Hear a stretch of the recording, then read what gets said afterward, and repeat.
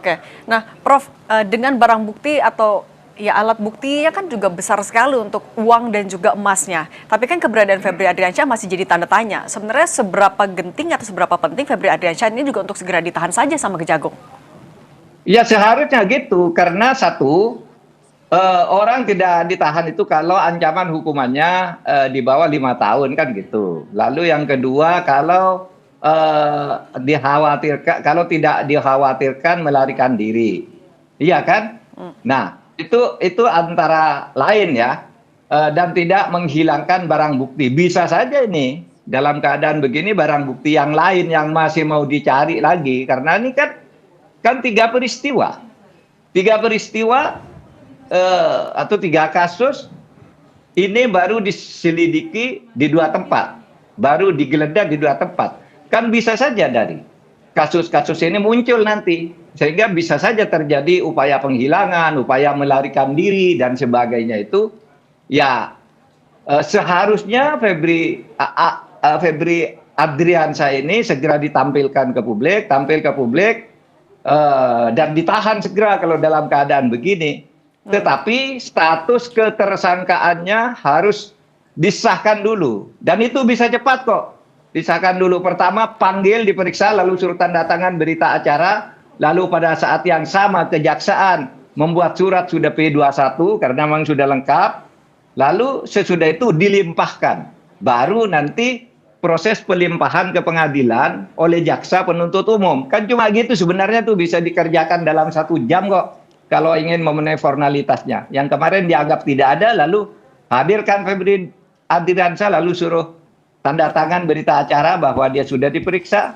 Lalu serahkan ke kejaksaan seluruh berkas. Lalu kejaksaan menjawab, oke, ini P21, sudah P21, serahkan seluruh barang bukti beserta tersangkanya. Itu lalu menjadi urusan kejaksaan. Nah, Prof, soal lagi-lagi tanda tanya di mana posisi Febri Adriansyah ini juga kan keterangan dia adalah yang paling krusial artinya di sini. Tapi dengan belum ditahannya dan posisinya masih tanda tanya, apa yang terjadi menurut Anda, Prof Mahfud sebenarnya? Ya kalau rakyat seperti saya ini boleh curiga ini bersembunyi atau disembunyikan oleh sesuatu kekuatan. Masa negara tidak bisa menghadirkan dia? Masa negara tidak mengumumkan dia ada di suatu tempat ini? Dan seterusnya. Apalagi dikatakan sudah dilimpahkan meskipun secara yuridis itu belum ada pelimpahan sekarang ini. Ya, berdasar pasal 61 KUHP. Gitu Mbak. Oke, kalau misalnya ada kecurigaan disembunyikan, menurut Anda siapa yang nyembunyiin, Prof? Udah tahu. Nanti kalau kita nuduh-nuduh gitu bari berbahaya.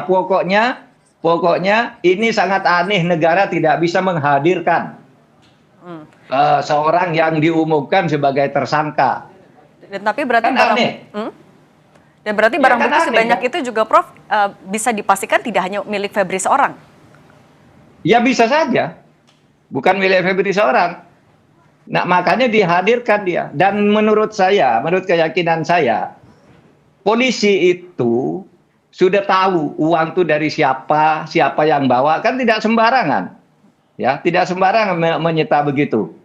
Pasti tahu ini uang dari berapa, dari siapa, tanggal berapa, dibawa dengan apa, tuh sudah pasti ada catatannya di polisi. Polisi kita tuh dalam hal-hal begini, asal jangan diganggu, profesional kok menemukan hal gitu. Tinggal sekarang hadirkan jaksa, lalu tunjukkan ini uang tanggal sekian, lewat mobil ini, jumlahnya sekian, yang mengirim ini tuh pasti rinci temuan polisi itu. Itu. Nah, Prof, yang apalagi juga sekarang ini sudah beredar ya jaringan bisnis keluarga Febri Adriansyah ini dimuat di dalam EFU ID. Itu gila-gilaan juga tuh. Oke. Prof, yang juga jadi kekhawatiran adalah dari publik adalah jangan sampai ini dilokalisasi nanti tersangkanya hanya sampai Febri Adriansyah saja. Kalau Anda meyakini apakah Kejagung akan bisa membongkar sampai ke tokoh-tokoh lain? Saya tidak yakin, meskipun mungkin Kejaksaan Agung selalu menjamin itu. Oleh sebab itu saya lebih setuju sebenarnya yang tidak melanggar hukum acara dan ada kepastiannya ini supaya diambil alih ya diambil alih oleh Komisi Pemberantasan Korupsi. Tetapi saya kira Kejaksaan Agung akan keberatan melakukan ini, kan gitu. Itu menyangkut prestise kelembagaan, menyangkut marwah kelembagaan, pasti diartikan begitu. Tapi kalau sudah begini kan memang jadi masalah nanti hukum acaranya. Oke. Secara hukum ini sebenarnya belum ada pelimpahan. Secara hukum ya. Oke. Baik. Iya. Oke, baik. Prof. Mahfud MD, nanti kita juga nantikan bagaimana janji dari Kejaksaan Agung membongkar kasus ini terang-terangnya. Prof. Mahfud MD, mantan Menko Polhukam, terima kasih sudah berbagi pandangan bersama kami. Saya salut, Prof. Makasih, Cindy.